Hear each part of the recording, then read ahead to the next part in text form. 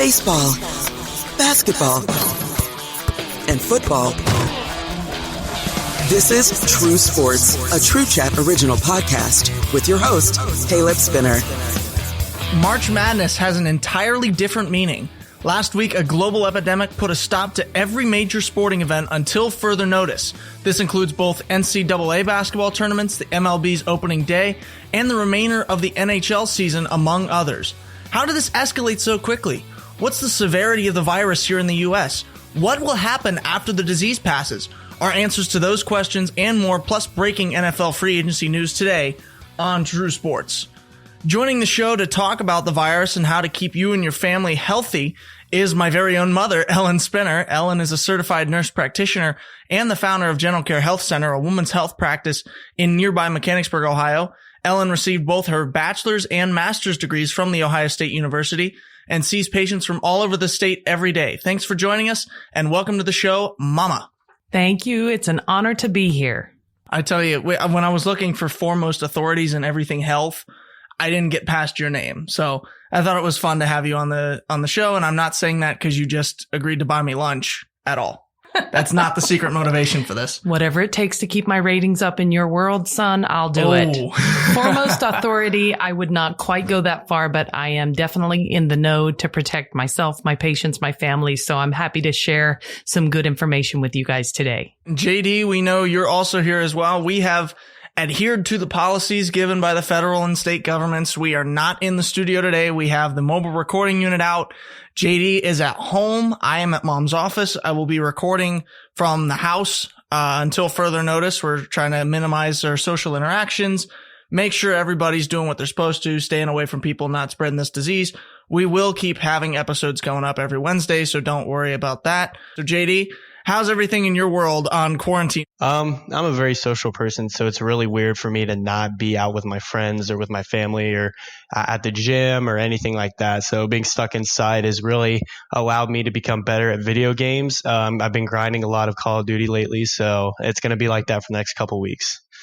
It is baseball season, so I bet you it sucks for you to be locked inside. It sucks for me to not have thrown in discus since we got shut down, but I mean, continuing to lift in the gym at home and doing what we can, man. We gotta cut this off as soon as possible. I hate not having sports to watch. Absolutely. It's actually the worst. So let's go through the timeline of what this happened. Wednesday, March 11th was basically the day that sports were canceled.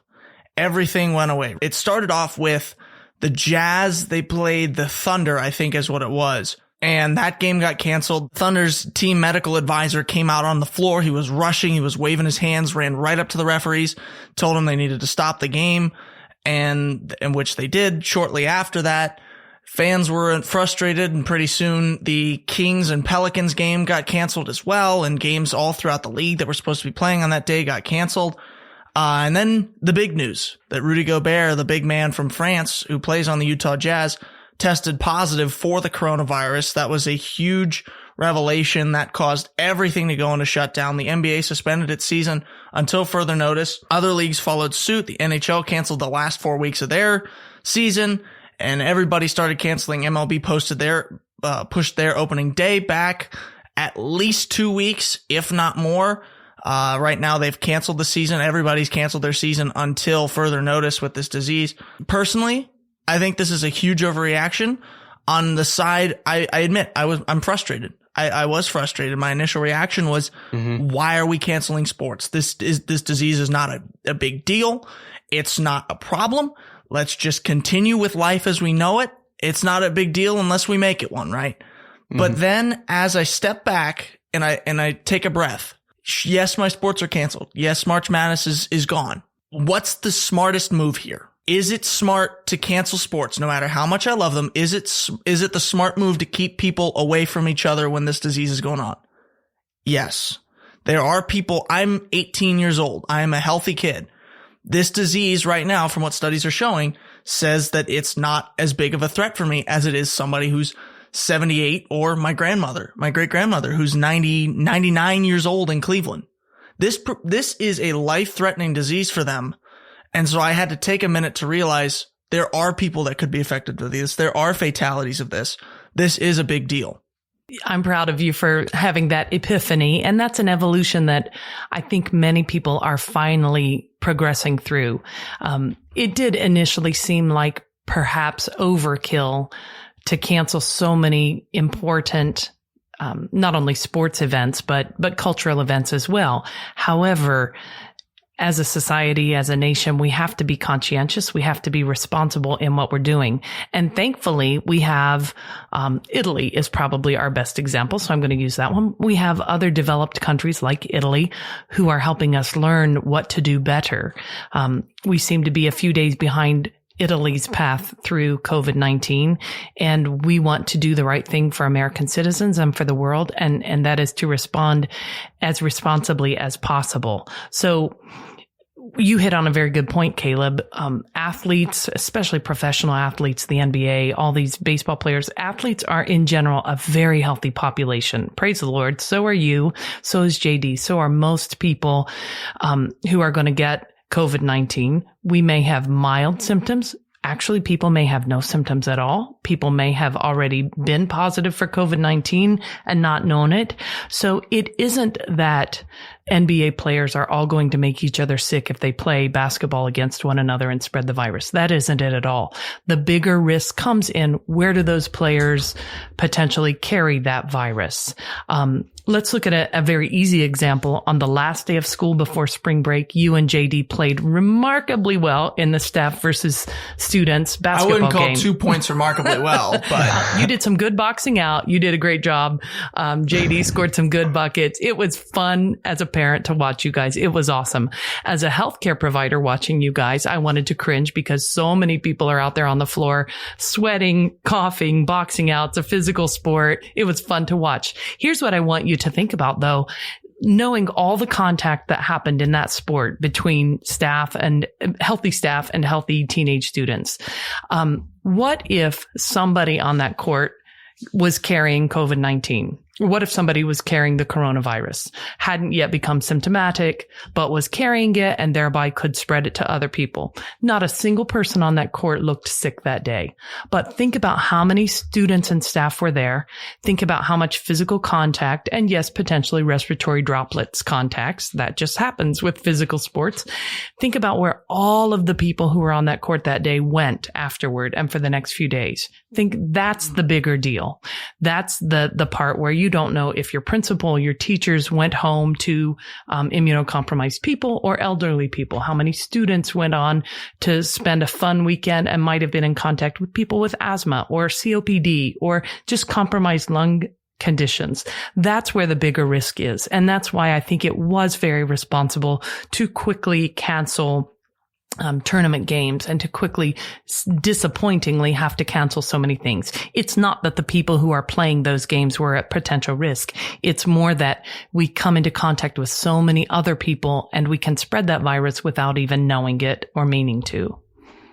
So according to the CDC, coronavirus disease 2019, or as you mentioned, COVID-19, trying to pull the medical term on us here, is a respiratory illness that can spread from person to person. The virus that causes COVID-19 is a novel coronavirus that was first identified during an investigation into the outbreak in Wuhan, China, end quote from the CDC. Their last reports, and this is taking a look at the states who have the most reported cases of COVID-19 to the CDC, put New York, Washington, and California as the 3 states with the most reported cases. Again, according to the CDC, with anywhere between 201 to 500 cases. This is both confirmed and presumptive. And as we touched on, Rudy Gobert was the first major sports person to report he got the disease. Since then, Donovan Mitchell, his teammate, has tested positive for it. Tom Hanks has it. Charles Barkley is suspected of having it. There are numerous personalities and celebrities who have put themselves in self-quarantine just out of fear that they might have it and spread it.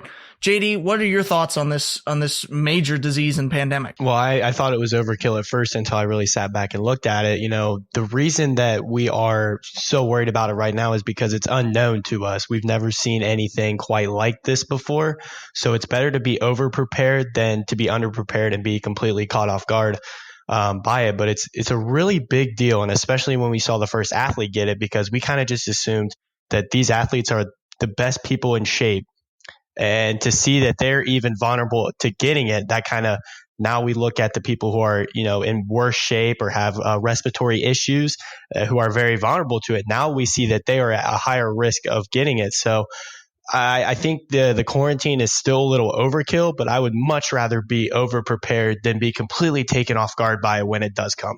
I remember, Mom, you were talking about with Italy that they're having to remove people from hospitals to make room for these new patients who have tested positive for coronavirus, who have exhibited symptoms of coronavirus, because it caught them off guard.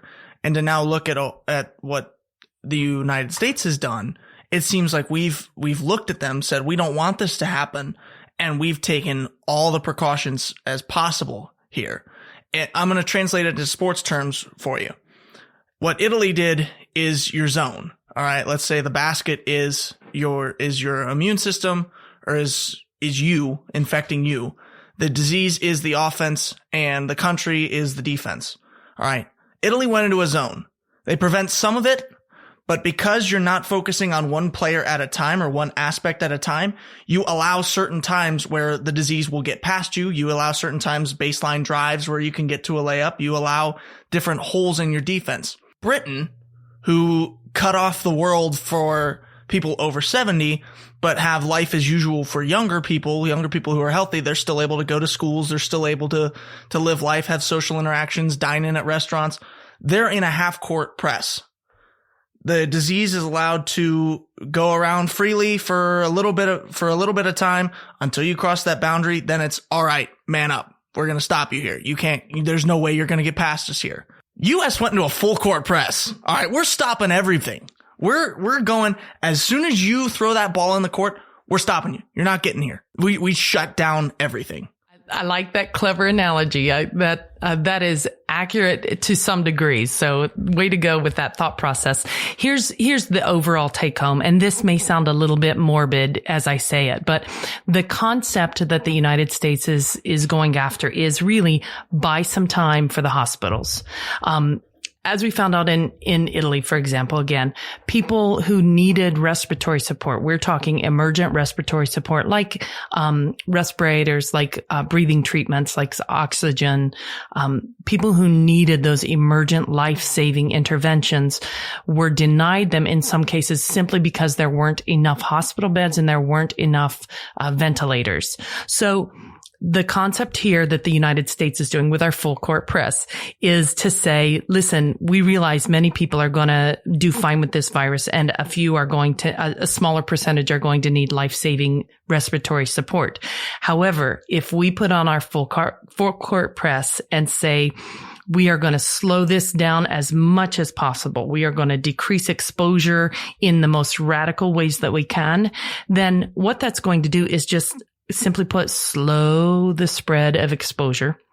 People will most likely still be exposed at some degree. It may prolong the existence of COVID-19 as a problem, but it will drastically reduce the severity of the problem. So the hospitals can deal with people who need intense support in waves, as opposed to one overwhelming mass of people needing it, which is what Italy faced. This way, if we go in controllable waves or manageable waves, hospitals will have ventilators and hospital beds in supply for the people as they need it, coming in waves for a longer period of time than an overwhelming mass of people all at one time. Anything you want to leave our listeners with, Mom?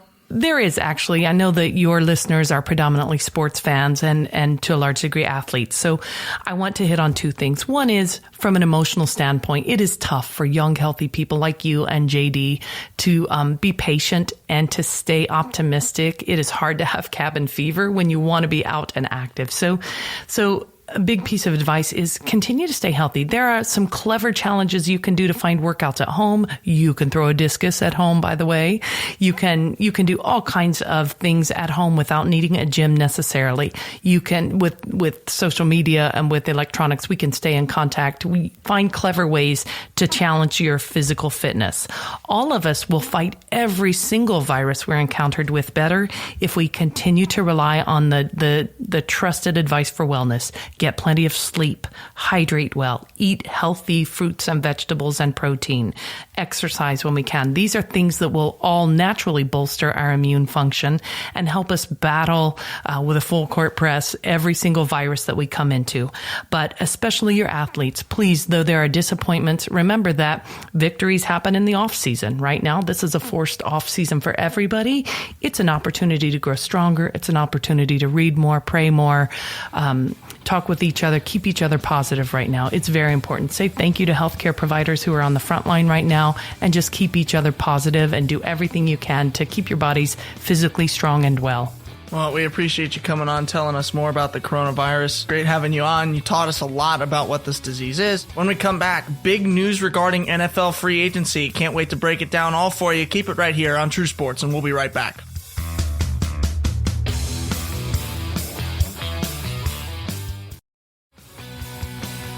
This is True Sports, a TrueChat original podcast with your host, Caleb Spinner. Welcome back. We just got done talking about the coronavirus, what it is, how it spreads, and what we thought about the reaction that the United States have of shutting down everything, canceling the sports tournaments and larger events. Now we get to go into the good stuff, the things that everybody wants to hear, and that's NFL free agency. Well, we'll just start off with the biggest fish in the pond right here. Tom Brady on Instagram this morning. Tom Brady has announced that he will not be returning to the Patriots. He will be going somewhere else. The popular consensus is that it's the Tampa Bay Buccaneers. However, JD, I know you don't agree with that. Give me your reaction to the news, what you thought when you heard it, and what you think on potentially seeing TB12 now standing for Tampa Bay 12. Well, I was completely taken off guard when I heard that Tom Brady was going to leave New England. You know, for all of our entire lives, Spinner, we have seen Tom Brady in a Patriots uniform, and that is a dynasty up there in New England. So when I heard the news, I woke up to it, and I kind of knew that, you know, one of those two things were going to happen. Either Tom Brady was going to leave, or, you know, I thought the Patriots were going to bring in another quarterback anyway, because he doesn't have that many years left. So he was either going to leave or retire. But out of all the teams that need a quarterback right now, I think that the Tampa Bay Buccaneers would be the best fit, because I think that they have the best wide receiver core in the league with Mike Evans and then Chris Godwin. Those two right there are just enough to cause havoc. And then O.J. Howard at the tight end position. Tom Brady loves his tight ends. He had one of the best in Rob Gronkowski. So I think that is the best fit. But I don't know. Something's telling me that he's going to go to the Chargers. And that's going to be a good fit for him. I know they just franchise tagged Hunter Henry, so he's there to stay. They have a great running back core with Melvin Gordon and Austin Eckler, which they just signed to a new deal. And then a couple of good receivers on the outside that he can throw to as well. So I know that everyone thinks that Tampa Bay is going to be the place he's going to go. And I think that would be the best fit for him and Bruce Arians. But I just really feel like he wants to go to the Chargers. Tom Brady dropping bombs to Mike Evans is a fantasy scenario. If you're a Tampa Bay fan, you would love to think about that possibility. Is it likely, though? And I don't think it is. That's not going to be a favorable situation for Tom Brady. I had originally thought that he would go to the Titans, but now it seems like the Titans have locked down their quarterback situation after signing Ryan Tannehill to a long-term deal yesterday. I mean, this was huge news. I also woke up to this. I woke up at like 9 this morning, taking advantage of the extended spring break that we have. And Josh told me as he was making his grilled chicken salad for breakfast, he's like, "Oh, by the way, Tom Brady's not coming back to New England." And I'm like, "Dude, you got to warm me up to this. You can't just start my day off with this groundbreaking news here. You got to warm me up. You got to get me into it." And it's just wow. Like you said, you and I have spent all 18 years of our existence with Tom Brady as the quarterback for the New England Patriots. And this, to me, my initial reaction, as I told my dad, I was like, I wasn't alive during this time, but this I'm sure feels similar to when Michael Jordan came out of retirement and decided to play for the Wizards. Right. Seeing such an icon in their respective sport, all of us having spent so much time with a certain team, Michael Jordan, the Bulls, Tom Brady, the Patriots, now all of a sudden wearing a different uniform, you got to do a double take for a second. Right. You got to see, is this photoshopped? Am I seeing something that's legit? I don't know. And that's what this season's going to be. This season's going to be so interesting.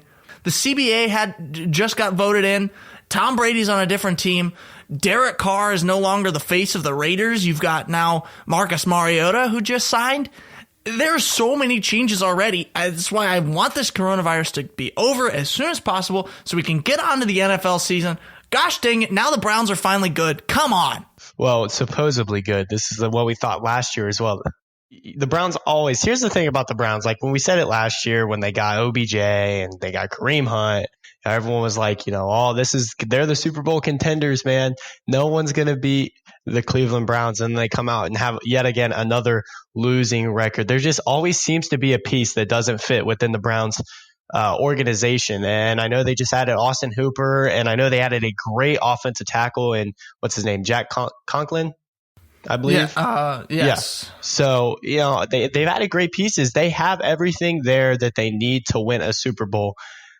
I feel like with the Browns, there's always a piece that's missing, and that always just corrupts their entire season. So 2020 is going to be extremely interesting. We're going to see Tom Brady in a different uniform. We're going to see my man D Hop in a different uniform. There's so much that's changing, right? It's just been the matter of a couple days. We still have into July where new contracts will be signing. I mean, Dak Prescott getting franchise tagged by the Cowboys, that relationship is officially ruined now. So it's so interesting to see, and I can't wait for the start of the 2020 NFL season. Yeah, especially a piece that's going to be missing next year for the Texans. A huge loss, trading DeAndre Hopkins yesterday for David Johnson. What was that? David Johnson, a man that has not been a dominant force in the NFL since what, 2011, 12? It's been a while, yeah. For a second round pick and David Johnson, you're going to give up the greatest receiver, in my opinion, the third greatest receiver in the NFL. Ooh, third. Okay, maybe second. Well, I'm putting him behind Michael Thomas. Okay. The second best receiver in the NFL right now, in his prime. We're going to give him away for a washed-up running back and a second-round pick. I heard the news. I was on my way home yesterday, and I got a notification from ESPN that the Texans were involved in a trade to get David Johnson. And the first thing, I was like, you know what? Yes, we needed a running back last year. I know we have Carlos Hyde and Duke Johnson, but they're just not enough to get it done. So I walk inside, and I'm all excited. I'm like, you know what? Texans get David Johnson. He's a great receiver out of the backfield. And I was like, we are getting the job done next year. Super Bowl champs, 2021. Really quick before your spirits are ruined, was there a little bit of, hey, maybe Bill O'Brien knows what he's doing at this time? I was like, you know what, Bill O'Brien, he's a GM now. I was like, I didn't like him as a head coach, wanted him to be fired. Maybe he'll make a better GM than he will a head coach. And then I get a call from you. And the big man, Justin T. Weller, saying Hop is gone. And I'm like, what are you guys saying? I was like, DeAndre Hopkins ain't going nowhere. He's the face of the franchise. And then I look at the ESPN notification, and it says that DeAndre Hopkins is involved in the trade with David Johnson. I'm like, are you serious? Like, my spirits were absolutely crushed. Worst day that I've had in a while as a Texans fan. We just blew a 24-point lead to end our season to the Chiefs. We could have gone to the Super Bowl if, all the cards played out right. And now all of a sudden it looks like we're just kind of trading away all of our good players and, kind of rebuilding right now. And it was the worst day I've had in a while. I was devastated. I was broken. I've been quarantined now for going to be 3 weeks. Didn't think it could get worse than that. And then I see that. I'm not really sure what was going through Bill O'Brien's head, and I can't imagine, if this coronavirus wasn't going on right now, Texans fans would be knocking his door over right now. Be rioting in the streets. Oh, absolutely. I was completely caught off guard by it. I can't imagine how Deshaun Watson feels now. I mean, DeAndre Hopkins helped Deshaun Watson, his career kind of take off, and now he's just easily just thrown away. This officially cements the Texans as the new Cleveland Browns, the most dysfunctional team in the league. We've got breaking news that literally just popped up on my phone 10 minutes ago, but we were busy talking about Tom Brady that this went under my nose for a little bit. The Panthers and quarterback Teddy Bridgewater, according to ESPN, are working on a 3-year contract that averages around $20 million a year. $20 million a year for Teddy Bridgewater. Are you insane? Maybe Bill O'Brien is running the Carolina Panthers as well, because this does not seem like an intelligent move. No. Too much money.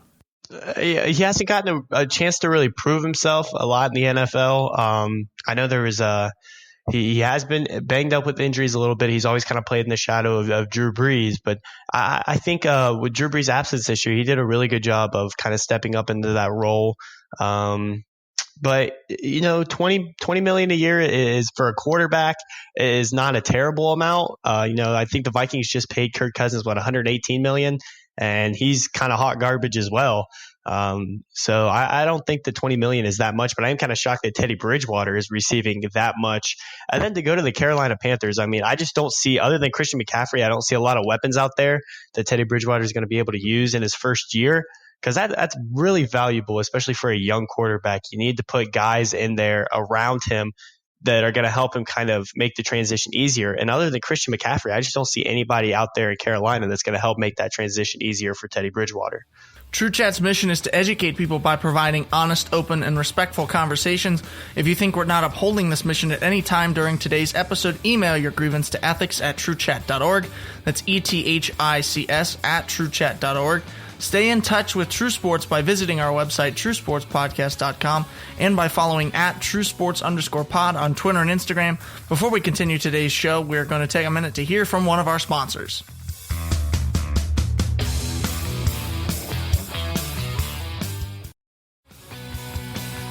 This is True Sports, a TrueChat original podcast with your host, Caleb Spinner. Welcome back. It has been an explosive episode today so far. Spent the first segment talking about the coronavirus, what it is, and how we got to this point of a global quarantine, it feels like, or at least a countrywide quarantine if you're in the U.S. where we are. And we just talked about Tom Brady, who announced Tuesday morning, when we're recording this episode Tuesday, that he was not going to return to the Patriots, as well as the new contract Teddy Bridgewater is reportedly signing, according to ESPN, with the Panthers, 3 years, $20 million per year. So a total of $60 million reported in that 3-year deal. JD, I thought when the coronavirus shut everything down, when we stopped having sports, when all these events were getting canceled, I thought we would have a lack of topics to talk about. That has not been the case. In fact, it's been the opposite. We've had so much news. I don't think there's been another period in the history of sports where we've had this much to talk about. Right. I planned out the next 5 weeks of this show on Monday. Wrote the show outlines, researched the topics. We're good to go for the next 5 weeks. I remember when they canceled all the sports, I was kind of sitting there like, what are we going to talk about for the next, 5 weeks or however long that we're in this little quarantine stage. But yeah, like you said, NFL free agency is big. I'm really glad that they haven't canceled the draft either. That's going to give us something to talk about down the road. The NBA is only suspended for 30 days. So hopefully that 30 days stands up and they're back after a month. I hope the playoffs are still going. I know March Madness was thinking about releasing a 16-team bracket. I hope that that's still in contention right there. I would love to see that. It doesn't make up for the vibe that March Madness gives out, but it'll still be something, and it's gotten to the point right now where, I'm kind of simulating games on Madden and NBA just to give something to watch, so there's definitely still that absence of sports, but I'm glad that the news is still there for us to talk about. And, if there's one thing that I have to put my faith in at this point in time, besides the good Lord, is U.S. medicine. I put my absolute faith and trust in the hospitals and the doctors who are working around the clock to find cures for this disease and make sure that life gets back to normal as soon as possible. If you're going to ask me, I don't think this is going to last more than, my prediction is probably April 11th we're back to life as usual. Now, I know there's some people saying it won't be away until June, July, but I'm fine with that. Honestly, I'm perfectly fine with that. I trust that they're doing everything that they can to make sure this goes away as soon as possible. So, continued well wishes to them and everybody who's been afflicted with this disease. And really, if everybody's smart, JD, if everybody limits their social interaction, if everybody does what the government is telling them to do, which I know would be a first, we'll be in a better off position. Right. This will be over so much quicker if you just listen to what they're saying to do, no matter how much it hurts, no matter how much you disagree with it, no matter how much you think it's an overreaction, just listen to what the experts are saying. Right. They know more than we do. And maybe there's some things that they know that they're not telling us. So you just got to listen. Because, I mean, look at the panic so far. I get that it's an unknown disease and we've never dealt with something like this before. But it's not really that lethal of a disease. But look at the way that people are reacting right now. I can't go to any grocery store within like a 20-mile radius and find any toilet paper or any milk anywhere. Which is kind of funny because toilet paper is not directly related to this disease. So it's kind of funny that that's the thing that's selling out. But I mean, if we are going to be quarantined for 2 weeks and there's something that I do not want to run out of, that's probably going to be toilet paper. But, yeah, probably. But at the same time, like they're keeping, I don't know. It's just speculation. Maybe they're keeping something from us. Maybe they're not. But I wouldn't blame them if they were not telling us everything about this disease because of the way that we've already reacted to something that's not that lethal. If it was extremely lethal and they're not telling us, that we would throw this country upside down if something were to come out like that. So, but listen to the government. I mean, don't do anything stupid. Don't be rebellious. This is not a personal opinion, whether you like the guy or not. Just listen to what they're saying, and this will eventually pass over. Let's get into our agree to disagree question of the day. For new listeners and those who may not be familiar with this segment, JD and I will each have 1 minute to answer a topic-related question submitted by a member of our audience. Today's question relates to college football. Would you rather have the BCS return, or would you rather keep the college football playoff right now? JD, before we get started on this, what is the BCS? Explain this to some of our listeners who might not know what that is. Well, the BCS was an old ranking system. It was kind of like a playoff committee, but not really. So basically, you would play your games throughout the season. Really, you could just schedule a bunch of cupcake teams. I know that Alabama did that a lot. They would play like Western Carolina and Citadel, and they would kind of just beat the snot out of them. They would play their regulation conference games that you had to. And then after your conference championship, if you were lucky enough to make it, the BCS would just pick two of the best teams that they thought in their mind. They would play a championship game. Winner gets the trophy at all. But like I said, that kind of presents a problem because you don't really take the strength of record or strength of schedule into effect. If you would have lost one game, you were pretty much done. You didn't have a chance of winning. The BCS national championship. You would just go and play your bowl game and hopefully you would win that. So it was kind of a broken system, I think. What would you have done this year if the BCS was still a thing? Because you have LSU undefeated, great strength of schedule, great strength of record. You have Ohio State also undefeated, play some tough games down the road. And then Clemson, the defending champs, maybe didn't have the strength of schedule, but definitely had the strength of record to show for. So that's three undefeated teams right there. And who you picking out of those two? Clemson beat Ohio State, so therefore you could say that Clemson was better than Ohio State. LSU was clearly ahead above everyone else this year. Joe Burrow was just doing things that were insane. I love the college football playoff. Now, I know that a lot of people are calling for it to expand. I would love to see an 8-game or an 8-team playoff, a 10-team playoff, whatever it is. But no matter how many teams that you put into the playoff, whether it's 8, 10, or 68 like it is in March Madness, whoever's ranked number 69, 70, or 71, they're always going to be complaining that they should have made it in. So no matter how far that you expand the playoff, it's never going to be enough for certain teams who don't make it in. So I love the 4-team playoff as it is right now, but it probably will expand into the future. I'm going to be really quick on this because, frankly, I don't remember life with the BCS. I wasn't as into sports as I am now back when the BCS was a thing. Mm-hmm. I like the CFP. I mean, I was an Irish fan for a long time. I'm taking a pause because I will be going to college next year. As a sports journalism and broadcast guy, I got to be 100% all in with the team that I'm cheering for. I like the system as it is. And from sociology, I have the functionalist perspective on this. I think it's working. I think it's fine as is. So why change anything? Speaking of change, though, because we don't have any games for you to preview for us, JD, I have a boring weekend. Give me something to watch with Swenson's Films of the Week. That's right, films and not games. We've decided since you're locked in quarantine for a little while, you need something to watch, right? You need a good movie. Everybody needs a good movie. So, JD. Alrighty, so this is kind of, I did my research. I'm going to do a movie and then I'm going to do a show because we're going to start with a show first because this is one of my favorite shows. It's on Netflix. They're still releasing episodes on CW. I know that they just ended their winter season. They won't be back until the fall. Say it on 3. 1, 2, 3. All American. Yes, I love All American. I knew you were going to pick that. I think it's a great show. Basically, this guy named Spencer James, he's a rising high school football player, and he actually played at South Crenshaw High School. He was recruited by Billy Baker to go to Beverly High School and play. Although it is a football show, there's a lot of outside drama that makes the show really good.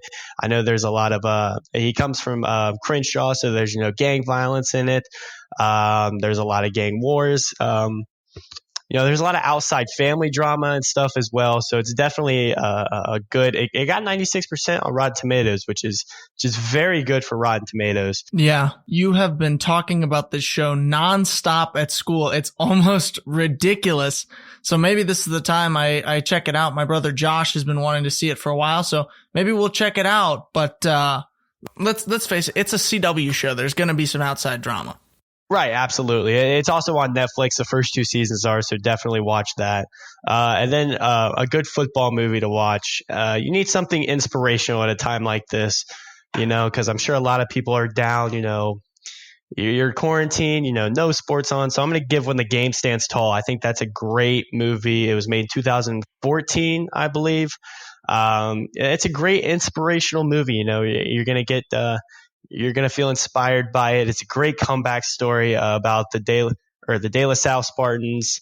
They had 151 straight victories, 12 straight state championships. And when they started losing, the team kind of goes all out of sorts, and then they come back together. It's a great movie and a definite watch. 2 great things to watch while you're trying to make the most of this quarantine situation.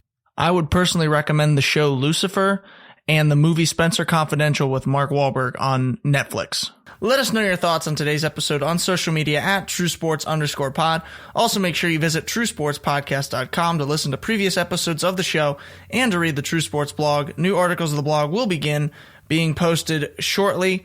Again, we have a lot of time due to this coronavirus quarantine, so I will get back to writing those as soon as possible, and there will always be something to keep you involved and entertained at TrueSportsPodcast.com. The show will continue to go up as usual, new episodes every Wednesday. We've got a plethora of topics to talk about over the next couple weeks, and as long as we stay in this isolation phase, this quarantine phase of the coronavirus pandemic, so you don't have to worry about missing out on any True Sports episodes. For True Sports in Urbana, Ohio, I'm Caleb Spinner. And I'm JD Swenson. Thanks so much for listening. We'll see you next Wednesday. But for now, that's the show. We're out of here.